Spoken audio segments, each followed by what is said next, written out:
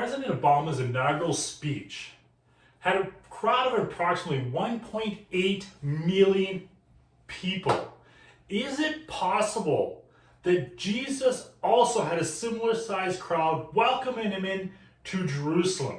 For both of them were a sign of a new government to come.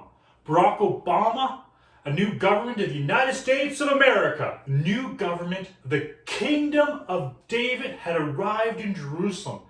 Is it possible that both had the similar sized crowds of this big momentum change of government?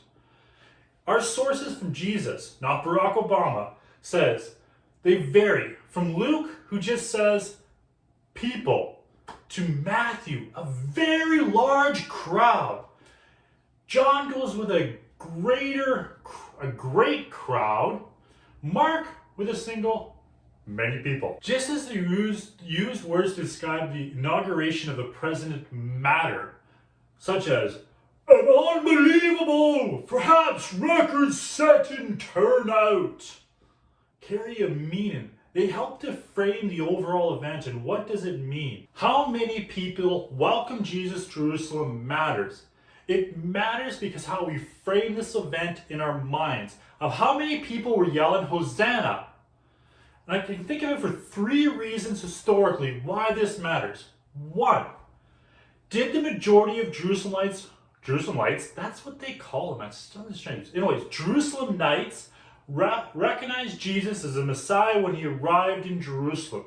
Were the majority of the people looking to Jesus as the new Messiah of Jerusalem and overall of Israel?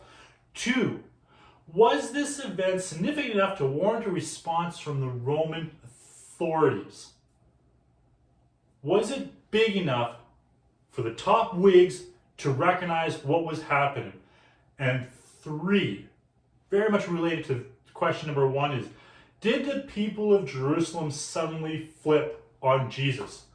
On Sunday, where they welcome him as their new king and the Messiah, and shortly after they realized the type of Messiah he was, that they were disgusted with him, and they cried on Thursday, "Crucify him! Crucify him!" But let's back it up a little bit to get the true understanding of the potential of the crowd size here. What is the potential of the crowd size?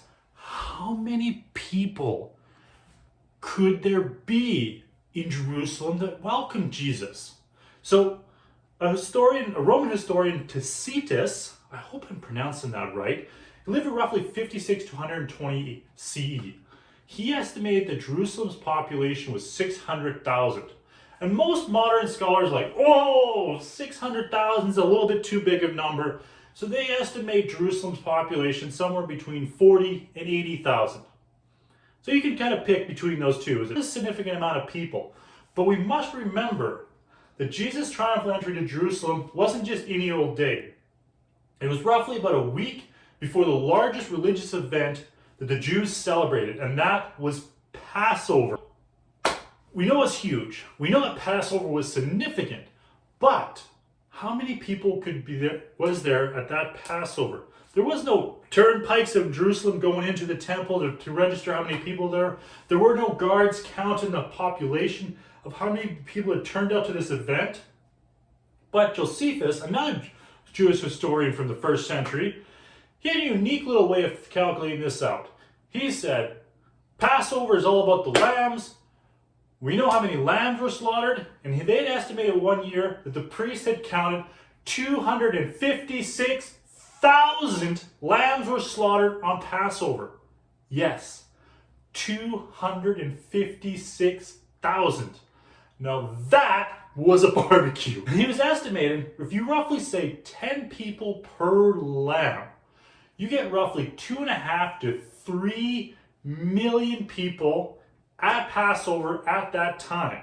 Now that's huge, especially when you consider that the population of the capital of the Roman Empire, Rome, is estimated at 1 million people. So Josephus is estimating between 2.5 and 3 million people all gathered in Jerusalem, which might be a little bit large, considering that Rome's population was only 1 million, and it took the entire empire regularly shipping grain to Rome to feed Rome. Is it possible that for a short period of time, that many people could be supported by a smaller city? Well, back to our example of Barack Obama. Barack Obama's inauguration had possibly 1.8 million people at the event in a city roughly of 700,000. So it is possible for a short period of time that a much larger population can be sustained by a smaller population. That being said, Sanders thinks that there was probably a much smaller number than that too. My own calculations that a city in the Temple area could accommodate about 300 to 400,000 pilgrims, which is a much more reasonable number. So Sanders does admit in the book that this would be in Jerusalem proper, and it's possible in the much larger surrounding community that more people could be there. Even if we throw out 1 million people, it's a significant crowd, not the 3 million, not even the 1.8 million of Barack Obama's inauguration, but a significant crowd, and especially a significant crowd of the time, if all of them showed up to welcome Jesus. Back to our original 3 questions. Let me restate them again. Did the majority of Jerusalemites recognize Jesus the Messiah when he arrived? Why was there no Roman response? And did Jerusalem, the crowd, flip on Jesus? To the first question, no. Most probably didn't even know the event. They didn't even hear of Jesus. He was one man, maybe of a couple hundred people who came into Jerusalem, along with thousands, if not millions of people who had come in. So yes, there was some yelling Hosanna and singing their praise of the coming kingdom of David, but probably most of the Jerusalemites didn't even know of the event. It was an insignificant event among one of many events that happened on this great religious holiday. 2, why was there no Roman response? Nowhere in the Gospels do we hear of any Roman soldiers. The closest thing we have is the chief priest and some scribes in Matthew asking Jesus to calm them down. Luke says the Pharisees, but beyond that, there is no intervention from the Roman authorities. Why was that? Because we know that in Rome, like in almost all countries, the authority figures get nervous when there's a large disturbance, especially if that large disturbance is calling in for a new government to be taken into place. Josephus, back to that historian, in the Antiquities of the Jews records, and let's have a story. It happened slightly later than the time of Jesus, but very similar. A man who's often just referred to as the Egyptian, he gathers together a crowd and they head towards Jerusalem. They march towards Jerusalem, similar to what Jesus did. But he promised the crowd that when he arrived in Jerusalem, they would march around Jerusalem and the walls of the city would fall down. Felix, the governor, the Roman governor at the time, heard of this. And he wasted no time. He assembled an army, attacked that group of people, killing 400 of them and taking about 200 of them. So we have about 600 there, and the Roman authorities immediately intervened. If Jesus' crowd was large in the thousands, why would Pilate not have done the same thing? No, it is probably best to think of that Jesus' actions were small, not a huge, large event. Again, as Sander points out, I can only suggest that Jesus' demonstration was quite modest. He performed a symbolic gesture for insiders, for those who had eyes to see. We shouldn't think too largely of this event. Jesus did do something significant, but its significance was symbolic. He wasn't actually taking over the city of Jerusalem. He was showing to those who were already his followers, his disciples, that he was the coming Messiah of Israel. And he was riding, as foretold before, to Jerusalem as their king. But it wasn't for all of the Jerusalemites. It was for his followers. And again, we get a much smaller crowd. We have definitely the 12 who were there, possibly 120, which were told in Acts of the Believers. Maybe the whole event got excited and there was about 200 or so of them. But again, just a smaller symbolic event. We're not talking thousands. We're We're definitely not talking millions. But we do know that within days, Jesus does get arrested.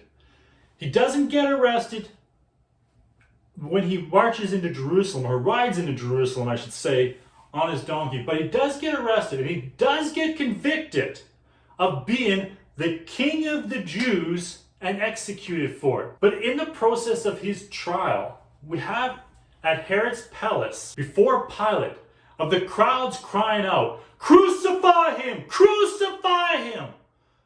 Were these the same people who only a matter of a few days before had called out, "Hosanna! Blessed is he who comes in the name of the Lord"? No, probably not. A few things we got to keep in mind.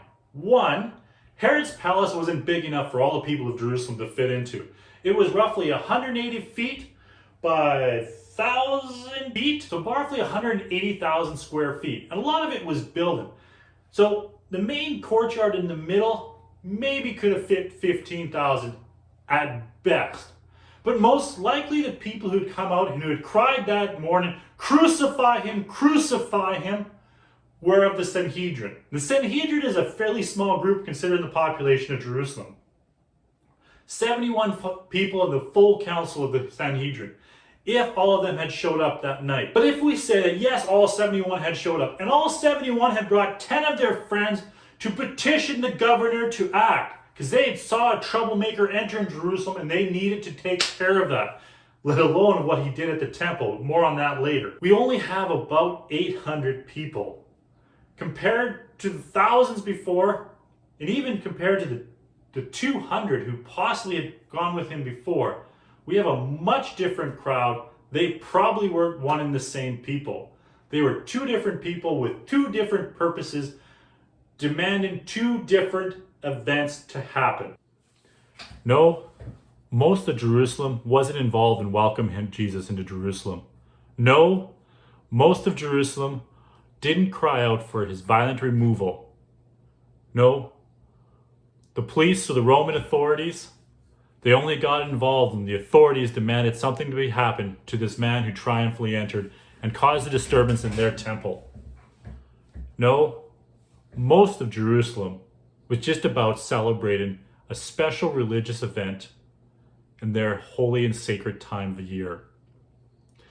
They were trying to make things right between them and their God, as they remembered when he had acted to save his people.